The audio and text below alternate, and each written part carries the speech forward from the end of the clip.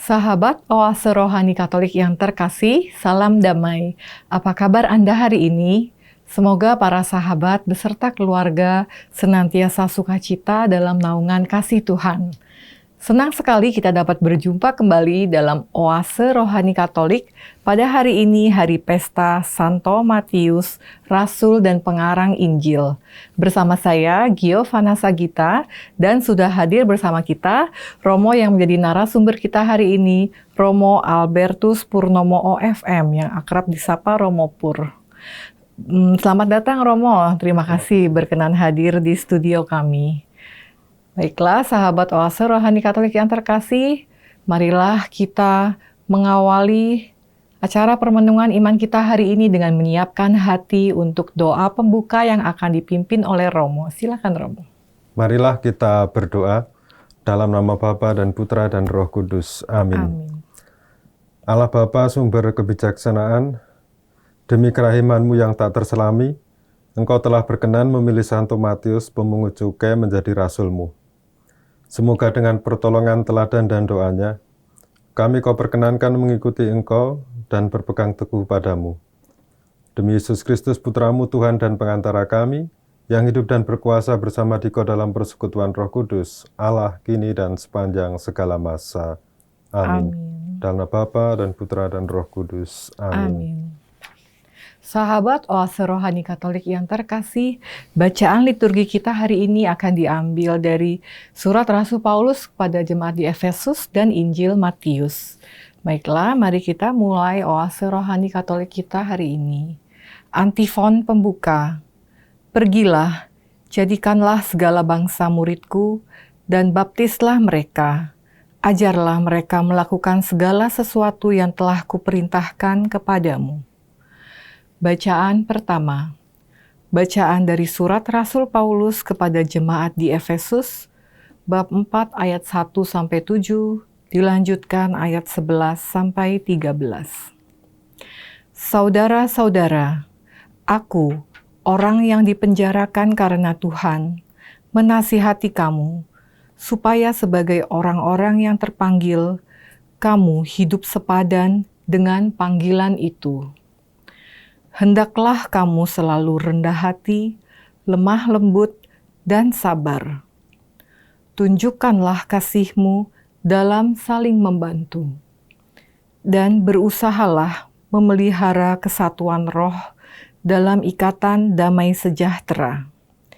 Satu tubuh dan satu roh, sebagaimana kamu telah dipanggil kepada satu pengharapan yang terkandung dalam panggilan-Mu. Satu Tuhan, satu iman, satu baptisan, satu Allah, dan Bapa dari semua, yang di atas semua, menyertai semua, dan menjiwai semua. Akan tetapi kepada kita masing-masing telah dianugerahkan kasih karunia menurut ukuran pemberian Kristus. Dialah yang memberikan baik rasul-rasul maupun nabi-nabi, baik pemberita Injil, gembala umat, maupun pengajar. Semuanya itu untuk memperlengkapi orang-orang kudus bagi tugas pelayanan demi pembangunan tubuh Kristus. Dengan demikian, akhirnya kita semua mencapai kesatuan iman dan pengetahuan yang benar tentang Anak Allah, kedewasaan penuh dan tingkat pertumbuhan yang sesuai dengan kepenuhan Kristus. Demikianlah sabda Tuhan. Syukur kepada Allah. Setelah mendengarkan bacaan pertama, mari kita tanggapinya dengan mazmur tanggapan.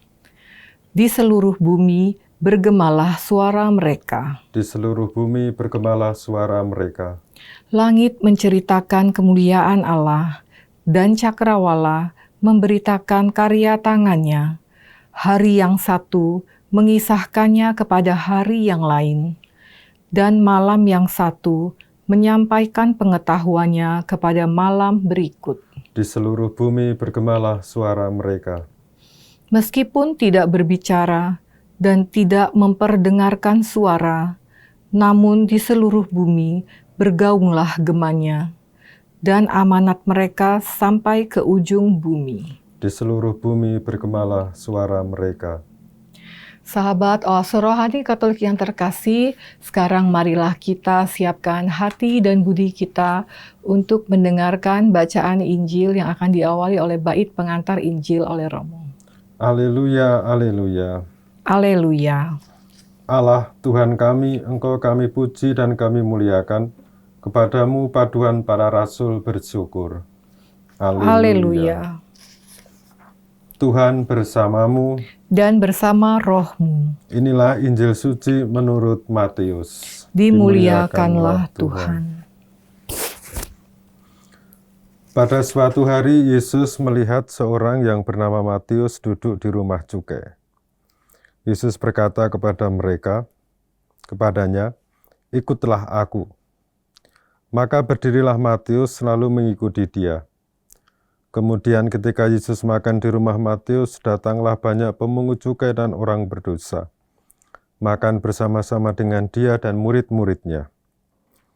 Melihat itu berkatalah orang-orang Farisi kepada murid-murid Yesus, "Mengapa gurumu makan bersama dengan pemungut cukai dan orang berdosa?" Yesus mendengarnya dan berkata, "Bukan orang sehat yang memerlukan tabib, melainkan orang sakit. Maka pergilah dan pelajarilah arti firman ini. Yang kugendaki ialah belas kasihan dan bukan persembahan. Karena aku datang bukan untuk memanggil orang benar, melainkan orang berdosa." Demikianlah sabda Tuhan. Terpujilah Kristus. Baik, sahabat Oase Rohani Katolik yang terkasih, kita sudah mendengarkan bacaan liturgi kita hari ini. Nah, Romo Pur, kira-kira inspirasi iman apa Romo yang dapat kita pelajari? Baik, pada sesi pertama ini kita akan bersama-sama sedikit mengupas tentang surat Paulus kepada jemaat di Efesus. Dan surat ini memang surat yang tidak mudah untuk dipahami, karena menurut para ahli kitab suci memang gagasan teologisnya begitu tinggi. Secara tradisional surat ini memang ditulis oleh Paulus ketika dia ada di penjara. Dan ada pandangan lain juga memang yang mengatakan surat ini ditulis oleh seorang murid Paulus. Tidak tahu yang betul yang mana gitu ya.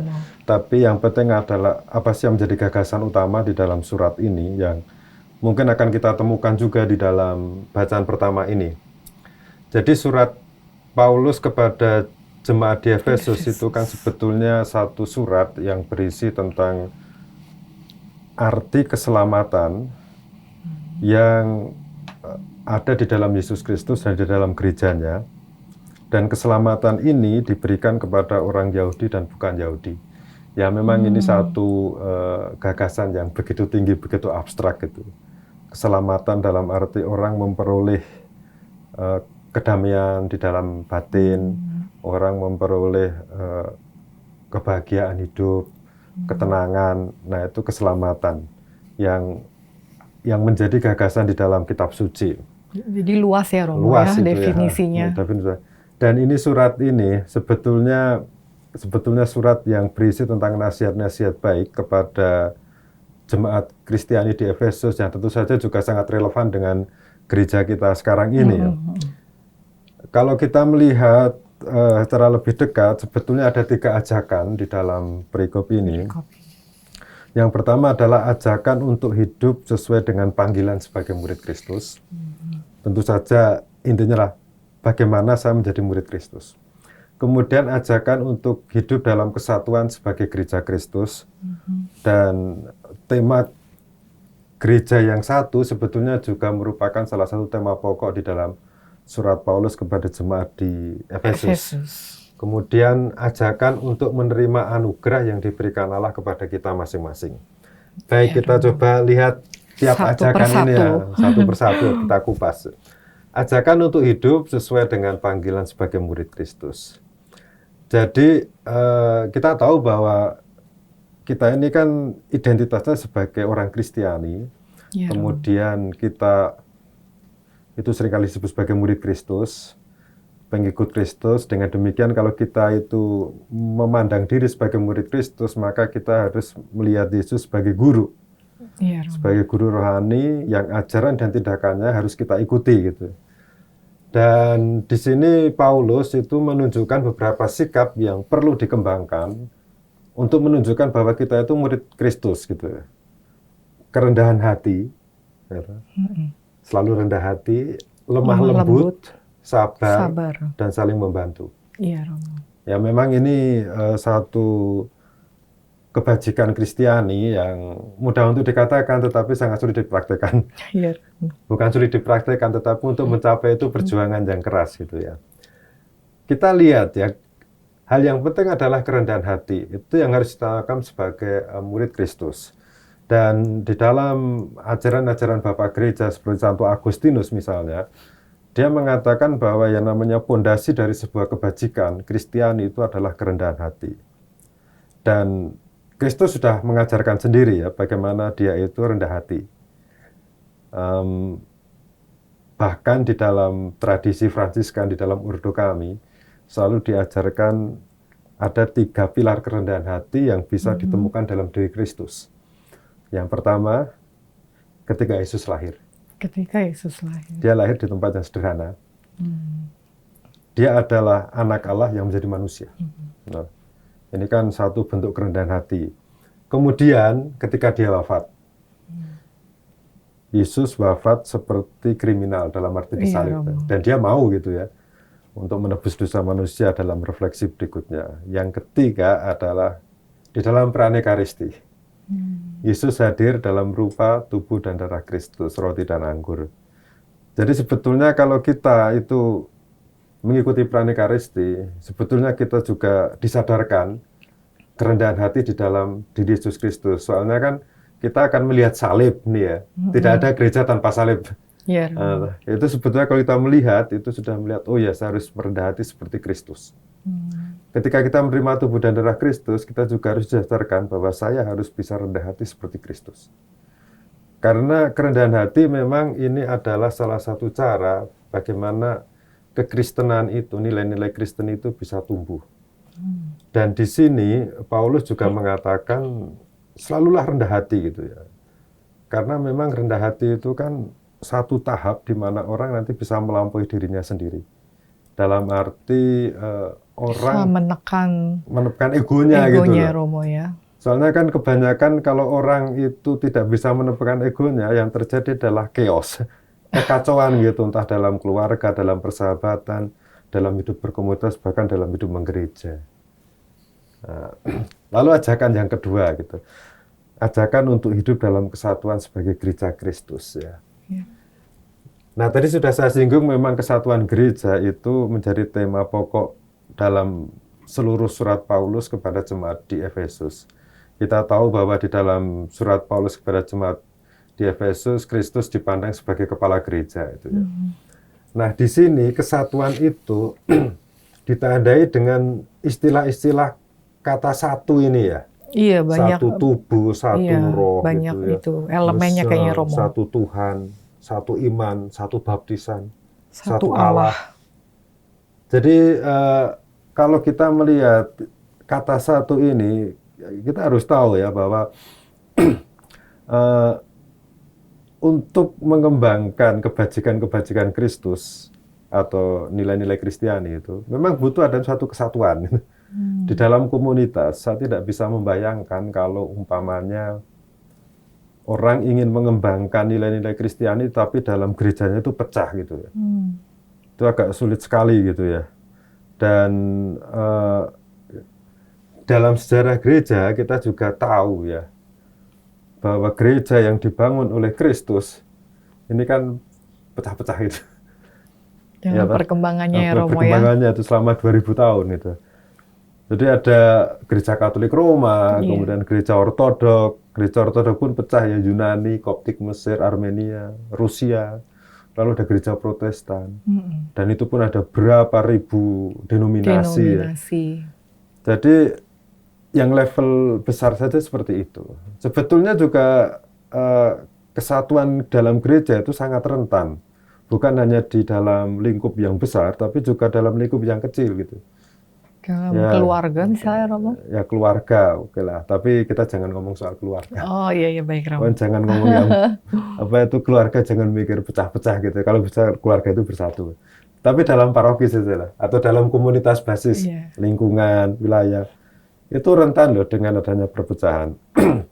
Kenapa ada perpecahan?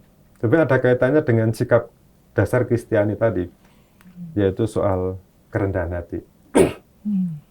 Ketika orang tidak bisa menekan egonya, memaksakan apa yang dipikirkan untuk orang lain, itu yang kemudian akan rentan dengan adanya perpecahan. Dan sebetulnya kalau umpamanya untuk menekan perpecahan di dalam komunitas gereja gitu ya, atau di dalam komunitas basis itu sebetulnya mengikuti yang dikatakan Paulus betul. Cukup bahwa kita itu mengingat bahwa kita itu memiliki satu Allah, satu Tuhan, satu roh gitu ya. Satu tubuh, baptisan. Satu tubuh gereja itu ya. Satu baptisan itu.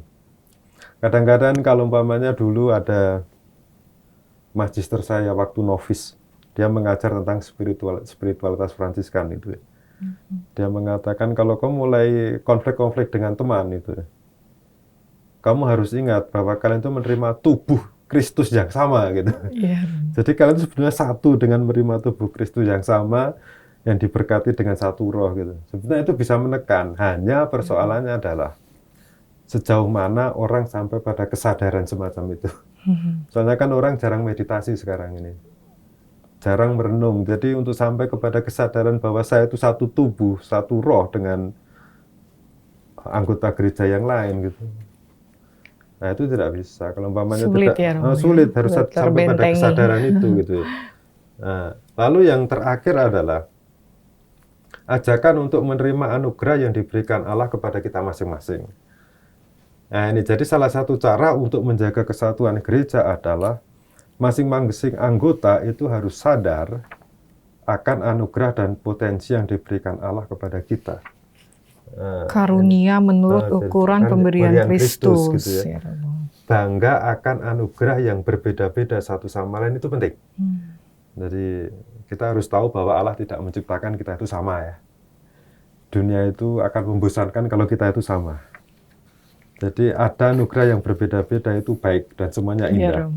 Karena akan membentuk sebuah mosaik kehidupan itu. Jadi di sini dengan jelas dikatakan toh bahwa ini contoh saja. Dikatakan di sini dialah Kristus yang memberikan baik rasul-rasul maupun nabi-nabi. Dua profesi yang berbeda. Pemberita Injil dan gembala umat. Pengajar.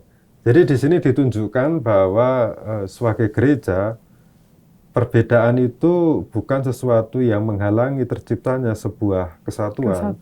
Justru kesatuan itu semakin indah kalau yang berbeda-beda itu disatukan. Ini prinsipnya sama dengan ini ya, moto negara Indonesia ya. Jadi Bhinneka Tunggal Ika ya, Romo, berbeda-beda tetapi tetap satu gitu lah. Dan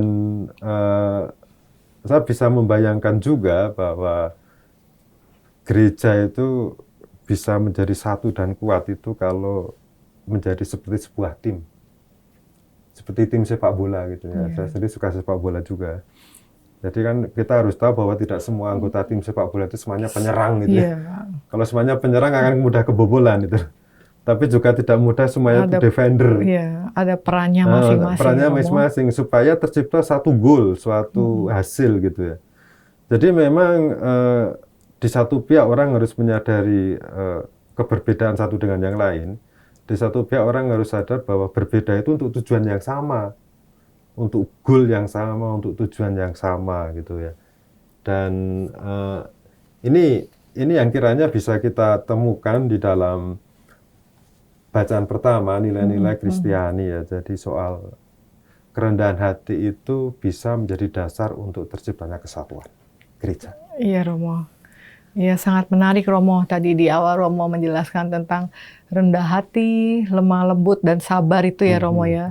Ini apakah Rasul Paulus ini juga berkaca pada ajaran Yesus, Romo? Yang dimana Yesus juga pernah bersabda, Pikulah kuk yang kupasang, Sebab aku belajarlah padaku karena aku lemah lembut dan rendah hati. Ya, Begitu, Romo. kemungkinan besar memang Paulus kan tidak pernah berjumpa dengan Yesus itu ya. Paulus tidak pernah berjumpa dengan Yesus. Tetapi tentu saja ajaran-ajaran Yesus Paulus mendengarnya, dan salah satunya adalah lemah lembut itu ya. Tapi juga harus hati-hati gitu ya. Kita memang mengikuti ajaran supaya kita lemah lembut terhadap orang lain. Tapi kalau terlalu lemah lembut juga nggak bagus juga gitu ya. Iya, Romo. Ada satu momen di mana kita harus tegas. Yesus pernah tegas kok. Iya. Ketika mengobrak-abrik bait Allah itu. Mengobrak-abrik penjual di bait Allah. Jadi betul, ya ini kalau nggak beres ya katakan nggak beres gitu loh. Iya, Romo. Lemah lembut, oke kalau dalam situasi tertentu gitu. Jadi menggambarkan Yesus terlalu lemah lembut itu untuk saya ya baik tapi tidak berimbang. Iya, Ada Romo. saatnya harus tegas gitu. Nah, soalnya kalau tidak, wah, kalau terlalu lemah lembut kita mudah ditipu Iya, ini Romo. kayaknya. Jadi, Karena karakter atau sifat-sifat Tuhan Yesus juga tidak hanya sisi itu aja ya, Romo ya. Jadi dia itu tegas. Dia mengatakan Petrus ya, ketika dia bahkan mengatakan Petrus, hai iblis gitu. Iya, iya. Dalam Ada arti dalam Petrus satu kok Petrus. salah, bahkan dia agak tegas pula gitu. Jadi kita harus berimbang dalam menggambarkan Yesus gitu ya. Iya, Romo. Kemudian tadi menarik juga ada karunia yang berbeda-beda ya, Romo, yang diberikan untuk masing-masing kita. Dan semuanya itu dikatakan juga dapat memperlengkapi ya, Romo ya, seorang dengan yang lain. Dan itu memang dalam arti tertentu kita harus bangga dengan apa yang diberikan Tuhan kepada kita. Jangan sampai kita itu tidak senang dengan apa yang diberikan pada kita, tapi malah menginginkan apa yang anugerah yang diberikan Tuhan kepada orang lain gitu ya. Iya, Romo. Itu kan malah Tidak mensyukuri ya, Romo, jadi jadinya. udahlah berkembang dengan apa yang diberikan Tuhan kepada kita. Tapi ya orang yang sampai pada titik ini memang orang yang memiliki taraf kesadaran yang tinggi gitu. Iya, Orang Romo. sadar akan dirinya. Kalau tidak, isinya itu hanya iri hati saja gitu. Iya, apalagi di era media sosial ya, Romo gitu. ya. Iya, itu malah yang Semua justru hal membuat diposting. itu yang membuat mungkin kesatuan gereja agak terancam gitu loh. Karena orang menginginkan apa yang bukan dirinya gitu loh. Kan repot juga gitu ya. Iya, Romo. Baiklah, terima kasih Romo untuk permenungan iman yang sudah diberikan di sesi pertama ini untuk kita semua. Jadi tadi kita belajar poin-poin lemah lembut, rendah hati, dan sabar, dan juga saling membantu, dan juga dengan karunia yang Tuhan berikan untuk masing-masing kita harus berpartisipasi juga untuk kesatuan gereja ya, Romo ya. Baik, Romo, kita sudah berbincang-bincang di sesi pertama, dan nantinya di sesi kedua kita akan melanjutkan dialog iman kita.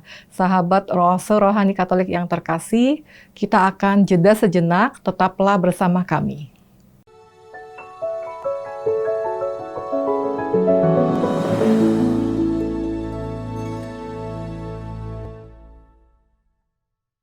Sahabat Oase Rohani Katolik yang terkasih, marilah kita lanjutkan permenungan iman kita di sesi kedua. Masih bersama Romo Albertus Purnomo OFM dan saya Giovanna Sagita. Sebelum kita melanjutkan dialog iman kita, kembali kami sampaikan informasi bagi para sahabat yang ingin memberikan masukan, saran maupun sharing iman dapat dikirimkan melalui alamat email orkkaj2021@gmail.com ataupun melalui nomor WhatsApp 0881 0251 33438. Baiklah, Romo Pur, tadi kita di sesi pertama sudah mendengarkan permenungan iman dari Romo Pur tentang bacaan pertama. Di sesi kedua ini, inspirasi iman apa, Romo, dari bacaan Injil yang bisa kita pelajari? Ya, baik. Jadi di dalam bacaan Injil, kita mendengar satu kisah panggilan, yaitu panggilan Matius. Yang kita peringati pada hari ini, yang menurut tradisi gereja itu dianggap sebagai penulis atau pengarang Injil Matius. Gitu. Jadi cerita panggilan Matius itu cukup singkat, ya, mungkin sekitar 2 ayat saja. Dalam arti Matius duduk di tempat pemungutan cukai. Jadi pemungutan cukai itu pajak ya. Dan jadi pajak, kemudian Yesus berkata, Matius ikut saya. Ikutlah gitu. aku. Dan ia mengikutinya, selesai. Iya, Romo. Jadi menariknya itu Matius mengikutinya tanpa pertimbangan apakah memang ceritanya seperti itu atau memang itu tidak dicatat gitu ya. Iya, Tapi yang Romo. jelas bahwa Matius itu dari seorang pemungut cukai kemudian menjadi pengikut Yesus gitu ya. Dan memang Meninggalkan semuanya, Romo. kalau kita itu melihat murid-murid Yesus ini kan sebetulnya mereka semua itu kan tipikal orang bisnismen semua ya. Petrus itu kan bisnis ikan gitu ya. Oh iya. Andreas, Yakobus, Yohanes gitu. Ini juga untuk urusan pajak-pajak gitu ya. Nah, sebetulnya pemungut cukai ini kalau kita melihat di dalam konteks kekaisaran Romawi pada zaman itu 2000 tahun yang lalu itu ya. Pemungut cukai itu adalah profesi yang cukup dibenci oleh orang Yahudi gitu ya. Ya karena dianggap sebagai kaki tangan penjajah. Jadi Matius orang Yahudi mengambil uang atau cukai atau pajak dari orang Yahudi kemudian diberikan kepada Disetorkan ke pemerintahan pemerintahan Roma gitu Romawi. pada waktu itu. Dan ini kan yang tidak disukai oleh orang-orang Orang Yahudi. Yahudi. Kita tahu juga ya seperti Sakius itu ya. Itu kan juga tidak disukai gitu. Dan karena dianggap sebagai pengkhianat bangsa, orang seperti Matius, orang seperti Sakius, yang adalah pemungut cukai itu meskipun kaya, meskipun punya uang, tetapi dikucilkan dari komunitas Yahudi, dikucilkan dari masyarakat. Itu kan sesuatu yang tidak mengenakan. Mungkin batin dari Matius maupun Sakius gitu cukup menderita gitu ya. Punya uang banyak, punya kekayaan, tapi dikucilkan dari komunitas itu ya. Dan lebih parah lagi bahwa orang model seperti ini dianggap oleh orang Yahudi pada waktu itu, masyarakat umum, sebagai orang berdosa. Yang tidak layak untuk disapa gitu kan. Sampai Yesus dikritik waktu makan bersama Ya, dengan pemungut juga. cukai begitu. Jadi ini yang kemudian menjadi persoalan ketika Yesus tadi sudah disinggung, itu makan bersama dengan di sini dikatakan pemungut cukai dan orang berdosa gitu ya. Hanya kan kemudian menjadi pertanyaan bagi kita, orang berdosa di sini yang dimaksudkan siapa gitu? Apakah orang yang melakukan kejahatan saja? Nah, banyak studi yang mencoba mendefinisikan arti orang berdosa ini dalam konteks Injil ya, dan konteks masyarakat pada zaman itu. Memang pemahaman agak beda dengan konteks orang berdosa pada zaman sekarang. Jadi sebetulnya mereka yang berdosa atau orang-orang berdosa di dalam konteks pengarang Injil Matius ini ya, adalah orang-orang yang tidak mengikuti standar kesalehan hidup beragama pada waktu itu gitu ya. Dan standarnya kaum Farisi ya. standarnya kaum Farisi terutama. Jadi orang Farisi kan memiliki standar yang tinggi hidup saleh. Pakaiannya harus seperti ini, pekerjaannya harus seperti ini, harus puasa ini. Nah, orang yang tidak bisa mengikuti standar orang Farisi itu juga kadang-kadang disebut orang berdosa, meskipun dia juga membantu orang lain gitu. Jadi tipikal orang berdosa itu pemahamannya ada dua, yaitu orang tidak mengikuti standar, sekaligus orang berbuat kejahatan gitu. Dan stigma ini memang stigma orang berdosa ini memang membuat membuat orang-orang yang tidak bisa mengikuti standar orang Farisi ya tersingkir juga gitu ya. Ya, itu kan juga sama seperti beberapa orang yang hidup beragama merasa dirinya beragama lebih baik gitu ya, lebih saleh gitu, kemudian memandang orang lain yang tidak mengikuti dia sebagai kau ini orang berdosa gitu. Kan kadang-kadang ada gambaran seperti itu ya, sikap seperti itu. Nah, akibatnya apa? Akibatnya sikap dan tindakan Yesus yang mengikuti perjamuan dengan orang-orang dalam tanda kutip berdosa ini menjadi batu sandungan gitu. Dalam arti kan Yesus ini kan orang yang saleh gitu ya. Seorang rabi, seorang guru agama, guru spiritual gitu. Itu tidak mungkin untuk hidup bersama dengan orang-orang berdosa karena kan ada hukum kenajisan gitu ya. Jadi orang berdosa jangan didekati karena nanti akan tercemar. Ini ada hukum semacam itu. Dan ini kan yang kemudian Yesus melihat perspektif lain dari sudut pandang lain tentang bagaimana misi dia gitu ya. Nah, atas keberatan orang-orang Farisi yang tidak suka melihat Yesus makan dengan pemungut cukai dan orang-orang berdosa, Yesus mengatakan, bukan orang sehat yang memerlukan tabib, tetapi orang sakit.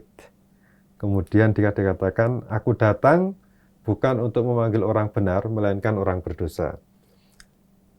Nah, tentu saja kan untuk yang kalimat pertama orang sudah tahu ya.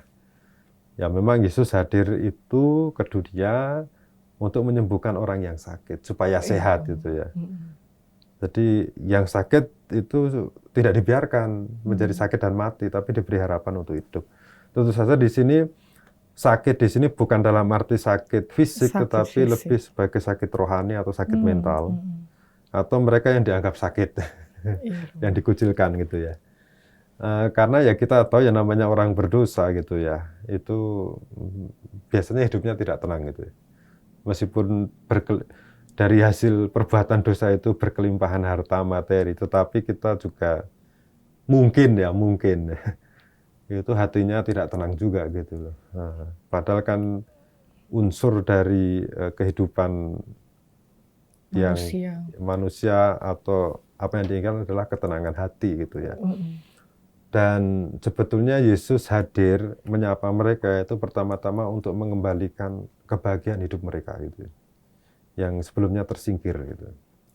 Lalu dikatakan di sini juga Yesus mengatakan, aku datang bukan untuk memanggil orang yang benar, tetapi orang berdosa.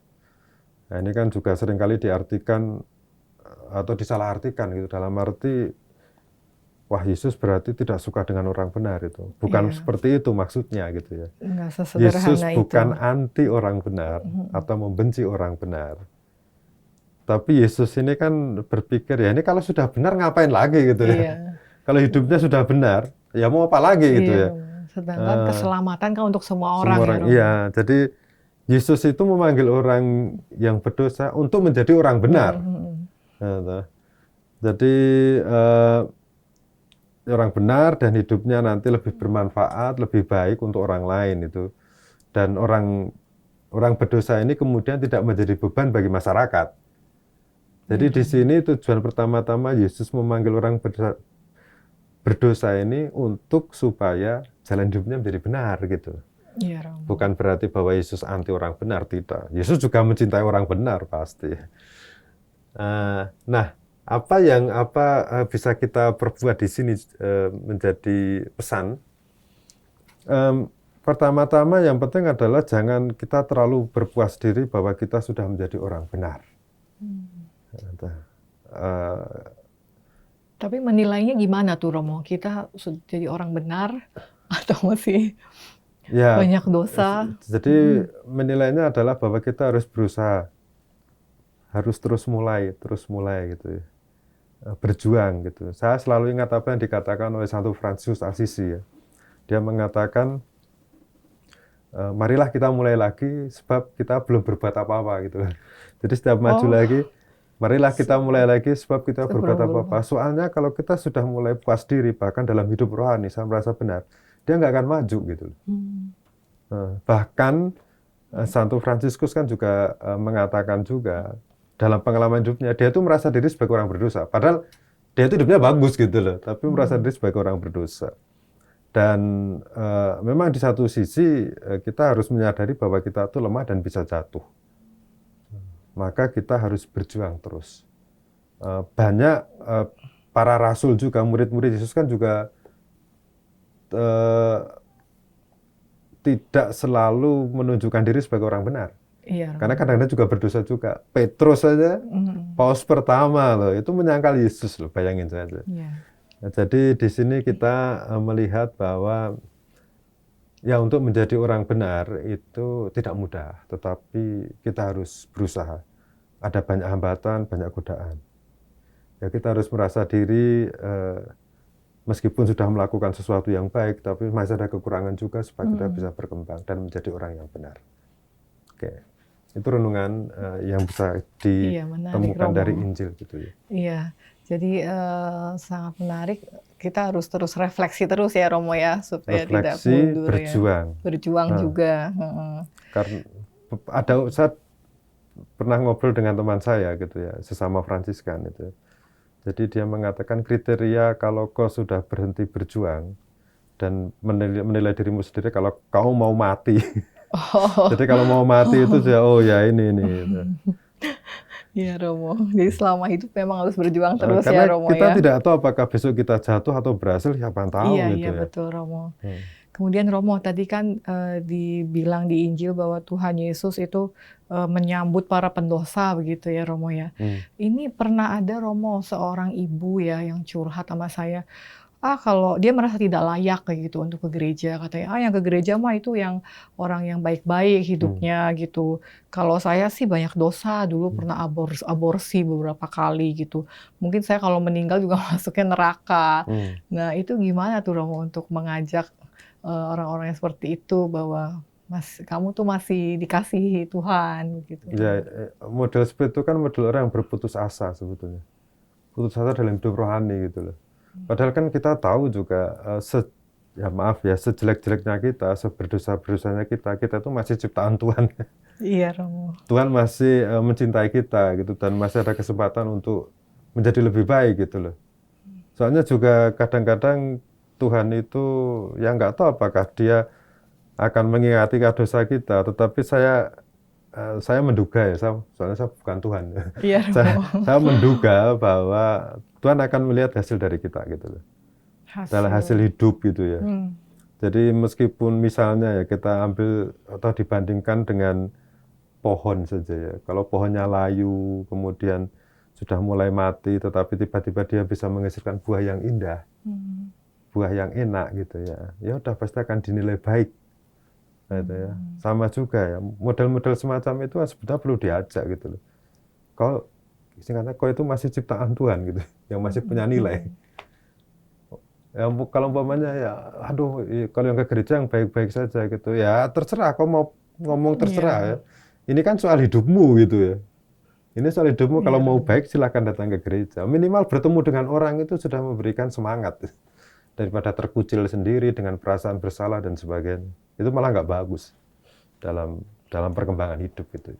Iya Romo.